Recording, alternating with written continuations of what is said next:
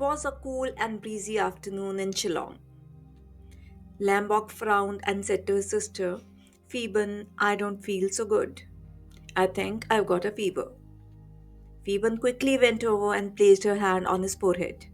Hmm, you do feel a little warm, she said thoughtfully. Being the responsible big sister, Phoeben knew exactly what to do. She went to the almirah, took out the thermometer, and said, Let's check your temperature to be sure.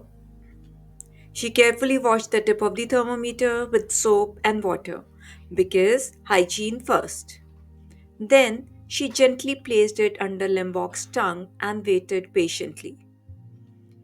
Tick, tick, tick. The seconds passed. Finally, she looked at the reading 98.6 degree Fahrenheit. Phoeben smiled. Good news, little bro. You're perfectly fine. No fever. Before putting the thermometer back, she washed it again, dried it, and kept it safely in its box. And that's how Phoeben handled a mini health crisis, like a pro. Hey scientists, have you ever noticed that some things feel hotter or colder than others?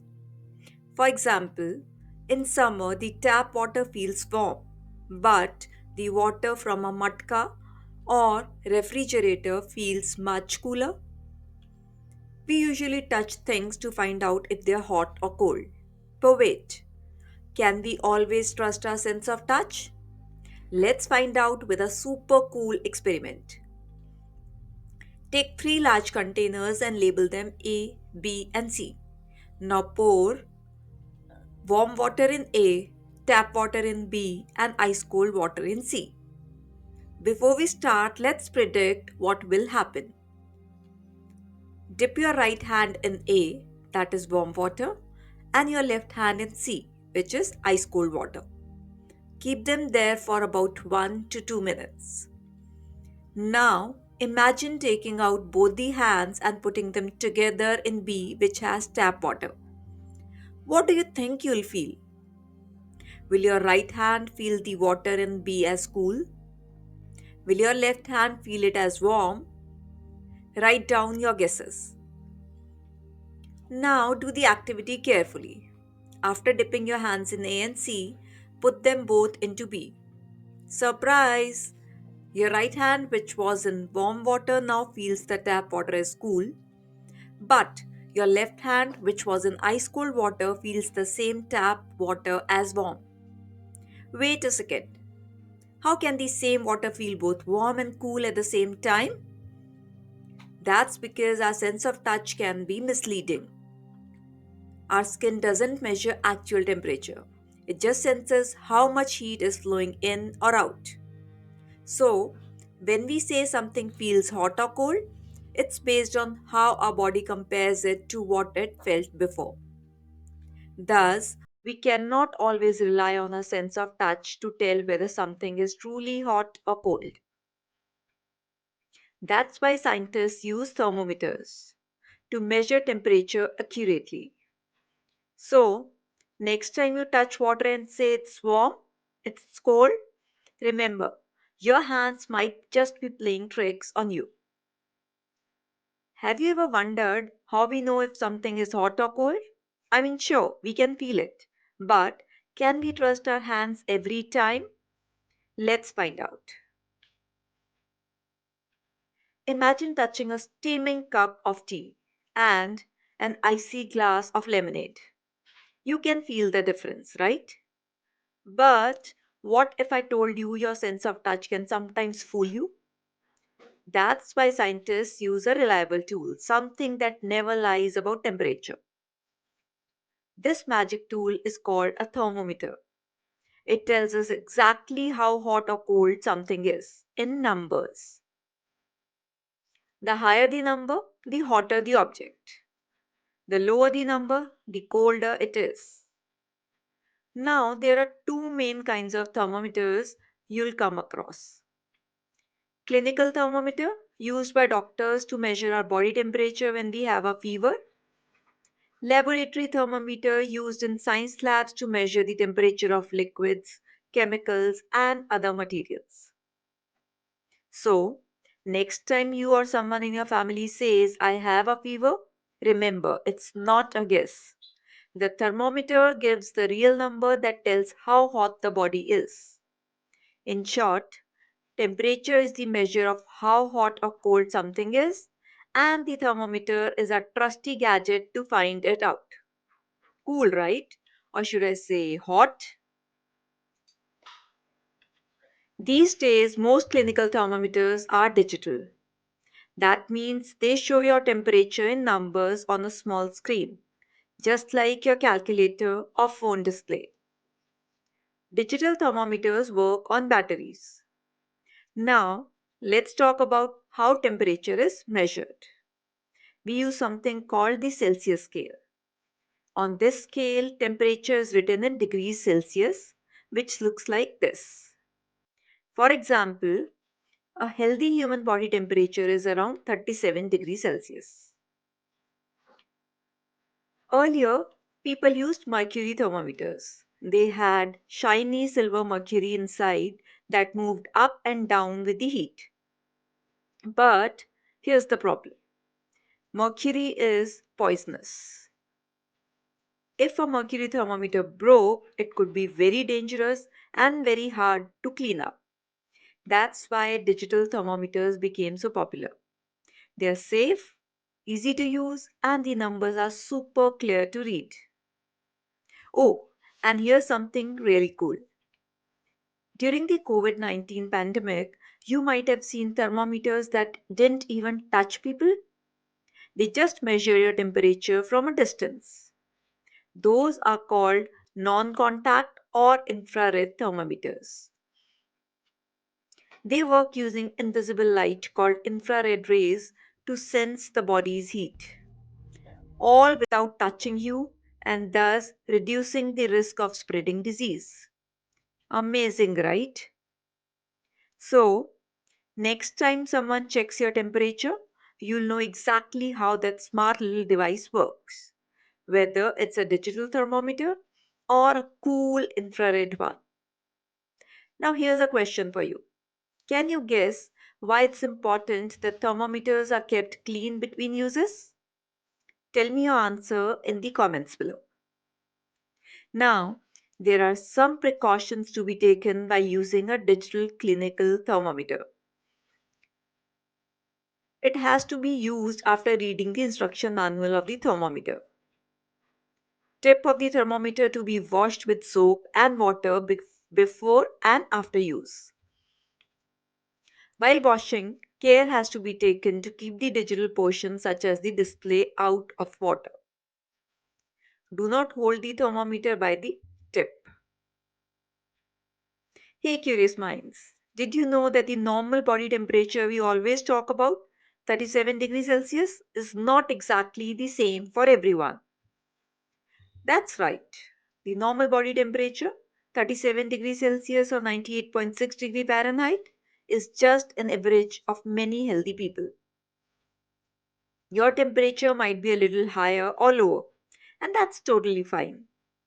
Wait, so what makes it change? Great question. It can depend on your age, time of the day, or even what you have been doing.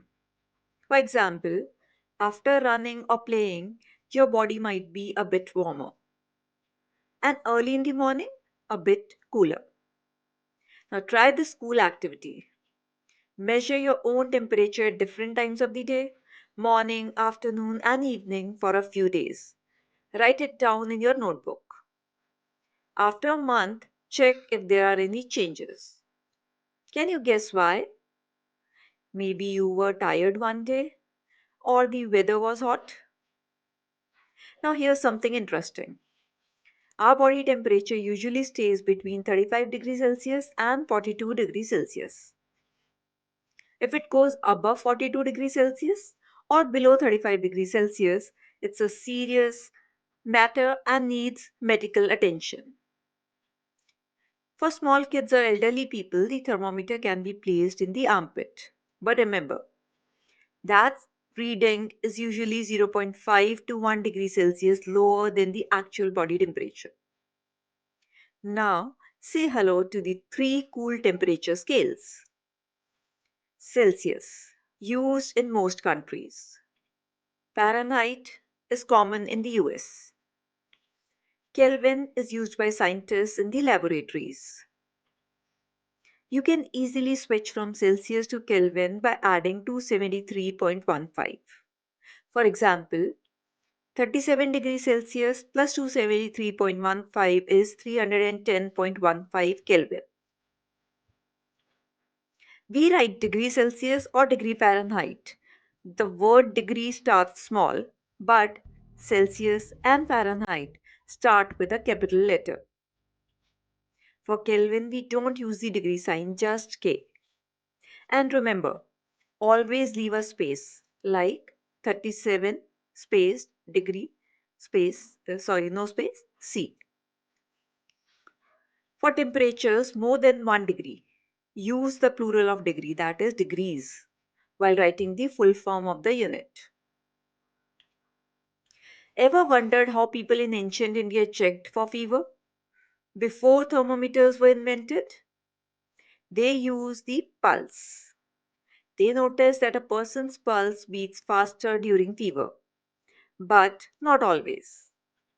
Pulse can change for other reasons too, so it wasn't 100% reliable. Now, if I ask you, can I use a clinical thermometer to check boiling water? No way. Boiling water is 100 degrees Celsius. That's way outside a clinical thermometer's range. The mercury or sensors inside could get damaged. And what about ice? Also, no. Ice is around 0 degrees Celsius, below the thermometer's lower limit. To measure very hot or very cold things, scientists use laboratory thermometers or special industrial ones designed for high or low temperatures. So, now you know not everyone's body temperature is exactly 37 degrees Celsius. There are three awesome temperature scales, and thermometers come in all kinds.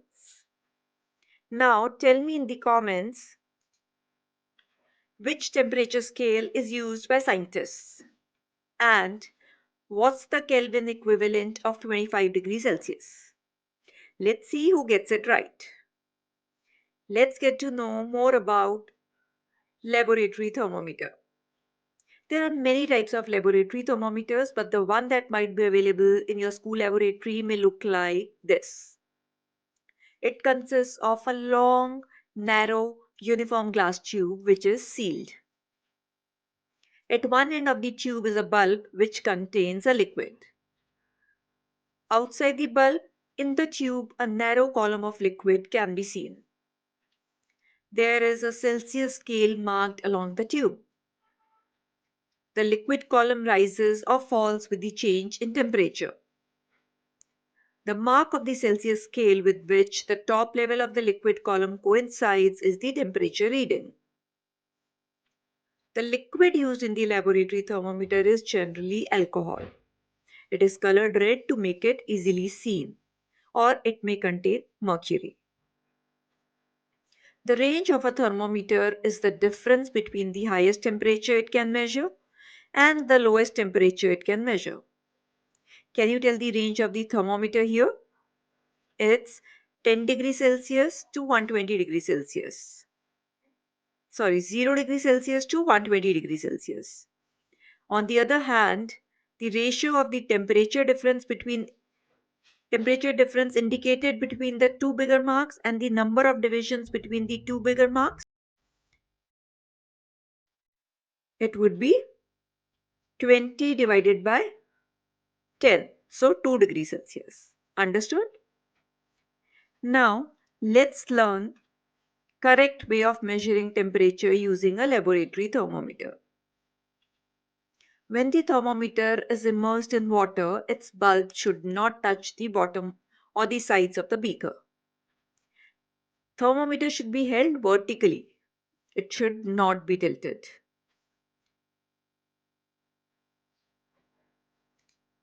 The temperature must be read while the thermometer is immersed in water. And lastly, while reading the thermometer, the eye should be directly in line with the level of the liquid column to be read.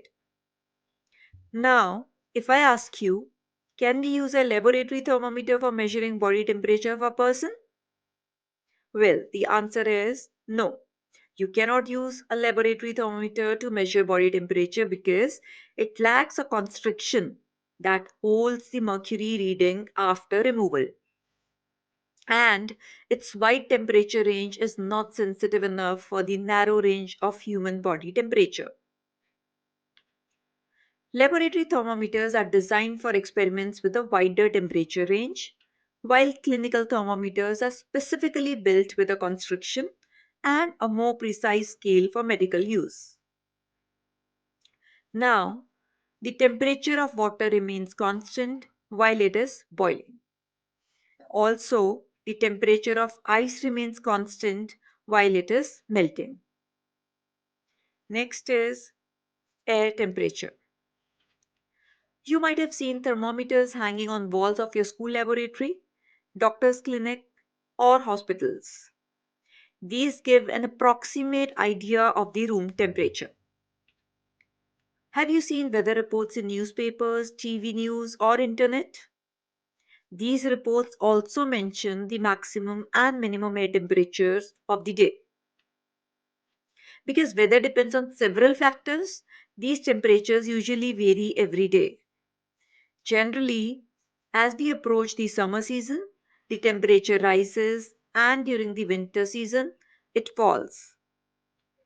There are many techniques for measuring air temperature. Air temperature is an important weather parameter and is monitored at weather stations all over the world. The data gathered on air temperature, along with various other parameters, are used for making weather forecasts.